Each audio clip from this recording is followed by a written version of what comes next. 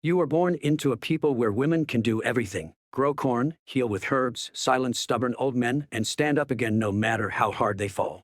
Where girls are raised to be tough, quick, and respected within their circle.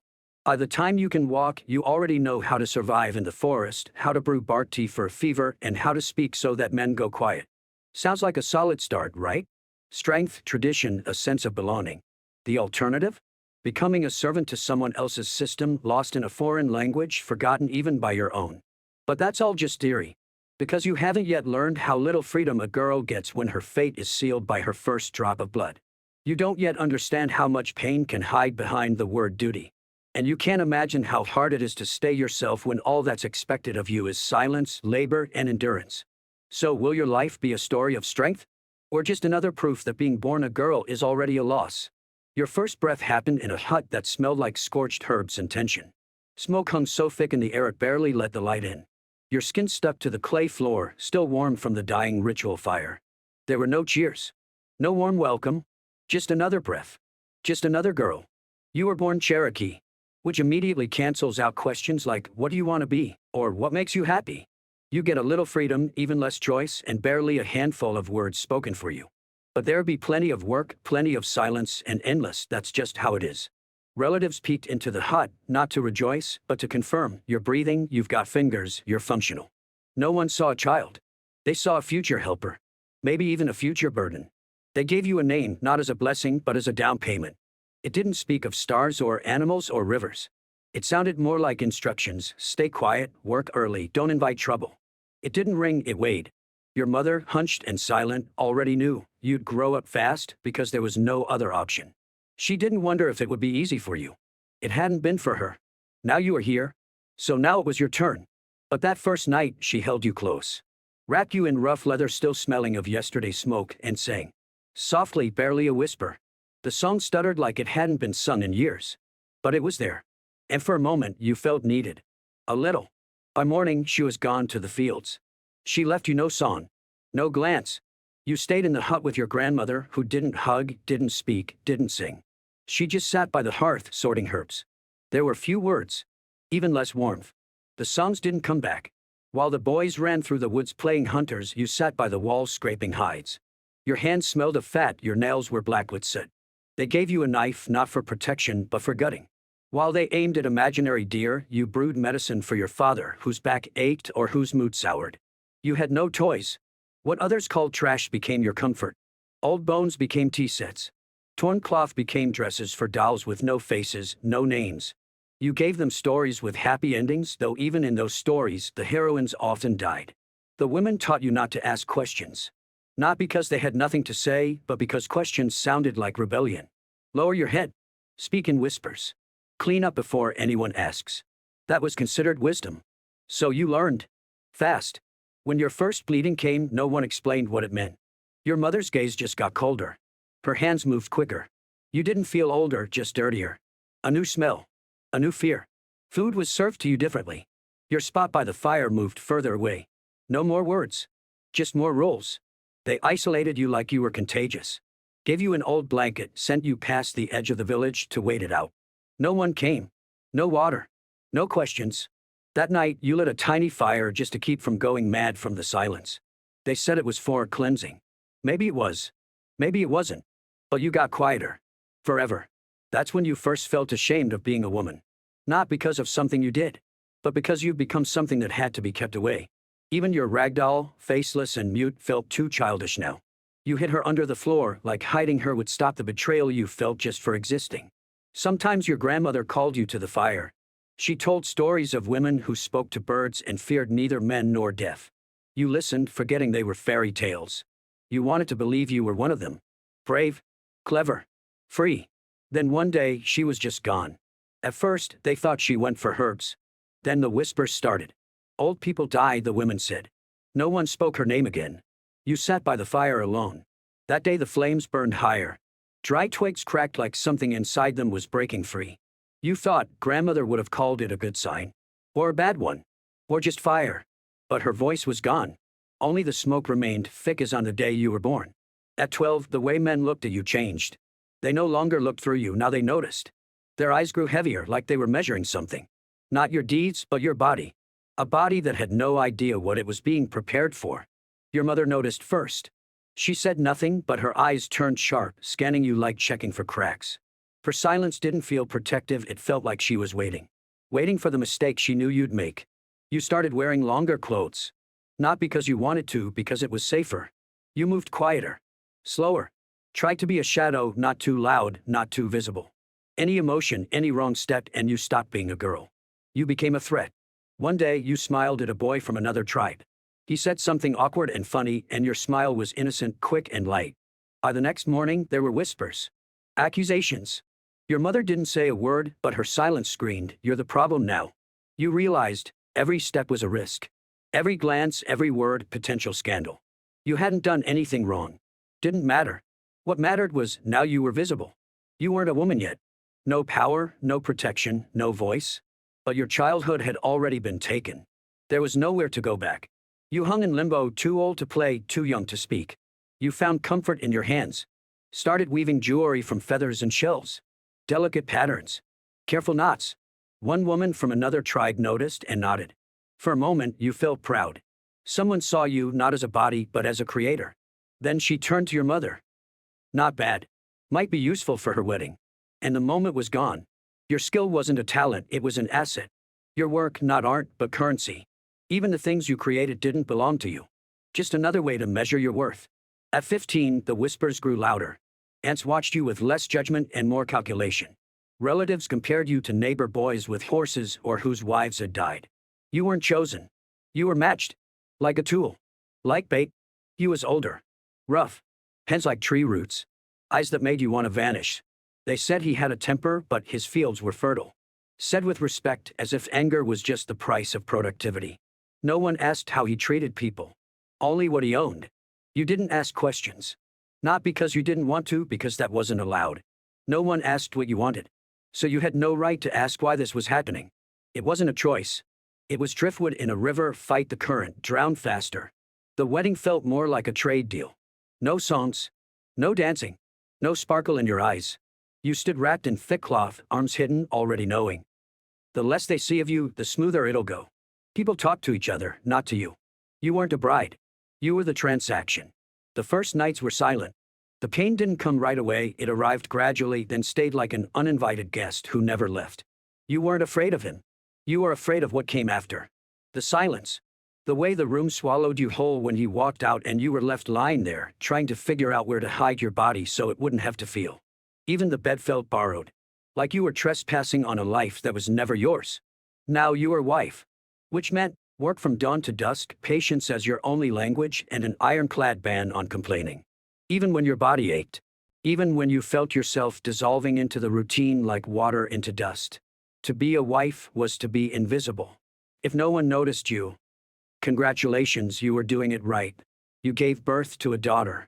And for the first time in forever, something tightened in your chest. Not from fear, but from hope.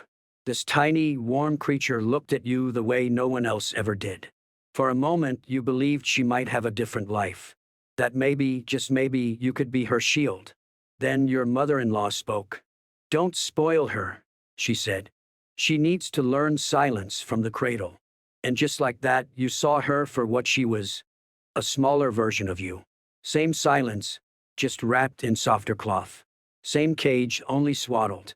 Hope with a 3-day lifespan. Your first child died in winter. Just stopped breathing. No drama. No cries. No tragedy.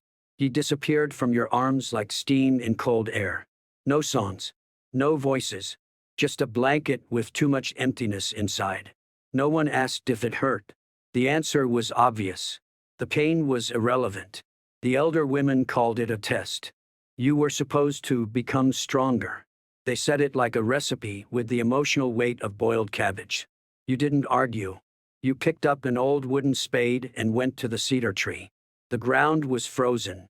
You dug with your hands. Quietly. Even grief now felt like a luxury you couldn't afford. The second child survived. Which didn't feel like relief, just a prolonged anxiety attack. He coughed, wheezed, didn't eat, and slept like he was afraid of waking. You learned to stop sleeping. You learned to read his breath by sound.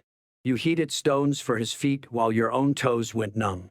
Your body began to break, but you didn't notice. You were too afraid that even a moment of rest would mean losing him too. Your husband went hunting, came back with meat, blood, snow, and a scowl that stuck like frost. On those nights, you walked softer, spoke shorter. Didn't help. You moved too slow. You closed a door too loud. The blows weren't deep, just enough to leave a bruise under your silence. Each time, your body hurt more, and your voice got smaller. Your sister died in childbirth, stopped breathing, just like your son. You looked at her pale lips and hands that would never braid again. And something inside you, something brittle and old, cracked. That night you prayed, not to gods, not to spirits, just to the void, to not meet the same end, or maybe to meet it just to make it all stop. You started feeling transparent. People saw your hands, always busy, but not you. Not your eyes, not your pain, not the words you'd stopped bothering to speak. You floated around the house like a ghost who remembered where everything was, but forgot why. In your dreams you left, crossed the river to lands with knee-high grass. No shouting, no punishments, where men talked instead of hitting, where you had a name, a place by the fire, and no one looked at you like you were disposable. In your dreams you were a person, but every morning you woke up in smoke, coughed from the cold, bent a spine that no longer straightened. Your child slept beside you, and you wondered how many days he had left. Your husband was gone again. Winter was still here. It always came before you were ready, and stayed long after you could bear it. One day started like all the others, with cold, smoke, and creaking wood. But by noon riders came, their faces too pale, their clothes too clean. They didn't shout, they didn't wave weapons, but fire followed them anyway. Smoke rose over homes, not from hearths, but from endings.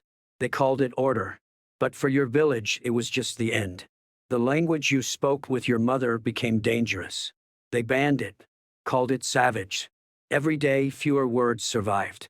People hid their names, traded them for syllables palatable to strangers. The land was handed over, not with war, with paperwork. Even rituals went quiet. The dances died. Only the footsteps remained, short, cautious, like someone was always watching. You were told to bring your children to school. Civilization, they called it. Stone building, foreign faces, rules like iron nails. You brought them, because if you didn't, they'd take them anyway. They returned months later, smiling wrong, looking elsewhere, speaking words that stung. Their eyes sparkled but didn't know you. Your husband died hunting. At first they said he just didn't return. Then came his broken spear, his torn satchel. That was it. No one cried. He wasn't loved. He wasn't kind. But he was familiar. You laid his shards beneath his head and sat with him until dark. Because pain at least was something. And you had nothing left. You were alone. Your hands cracked like bark. The house creaked louder than you did. But it wasn't yours anymore. Documents, maps, foreign laws, everything belonged to them. You just lived inside. A shadow between the walls your family once built. Now you had no family. No walls. Just memories. In your last winter, you sat by a fire that wasn't for warmth, just for something to look at. You remembered biting a bee to get to the honey. It hurt, instantly. But it was real. That might have been the only time you did something by choice. Something small. Stupid. Yours. One of your children came back. Taller than you. Wearing other people's clothes. Speaking slowly. Like translating in his head. He leaned down. Whispered. Mom. The word was foreign. But the voice was his. And for a breath you thought. Maybe something remained. Maybe not everything was gone. The next day he called you by name. Flat. Distant. Then stopped calling you at all. He ate alone. Prayed to a different god. Looked in the mirror more than he looked at you. He had new gods now. And maybe new mothers. You still lived beside him, but he looked through you. Just like you once looked at the ashes of your language. You died without a name. Not because you didn't have one, but because it got lost along the way. Your grandchildren called you Grandma. Not in Cherokee. Not even kindly. Just functionally. Like a chair. Useful. Replaceable. They didn't know what your mother called you. What your sisters whispered. Your name faded like smoke from a fire no one bothered to keep alive. Your face was forgotten before your heart stopped. It had been tired for too long to be remembered. Your features blurred. Your outline generic. You weren't someone anymore. You just were. You walked. Brought water. Coughed through the night. When you were gone, no one remembered your eyes. Only that they were always looking down. They never wrote songs about you. Not a single line. You weren't a hero. You didn't save the village. You didn't fight bears. You just survived. Which no one finds inspiring. Stories are for triumphs. And you? You just endured. That's boring. That's also the truth. But you lived. You worked through pain. Held on through loss. Grieved silently without permission for mourning. And you kept going. Day after day. Week after week. No holidays. No applause. Just because no one offered you another choice. It was too much for one Cherokee girl. Too early. Too hard. Too quiet. Too lonely. But you didn't know how to refuse. Didn't know how to quit. And no one ever gave you a choice. So you just did it. Until the end. When death came, you lay by the wall. Wrapped in an old blanket. Light slipped through a crack. And in it you saw your mother's face. Not as it was in pain. But as it was before. Before cold. Before silence. You remembered her singing. And it was warmer than everything that came after. They buried you quietly. No songs. No ritual. Just a date on a piece of wood. Just a hole. Just dirt. The same dirt you'd lived on all your life. Your grandchildren didn't know the words for goodbye. Didn't know how to call the spirits. So they left you there. In silence. Which was fair. Because that's how you lived.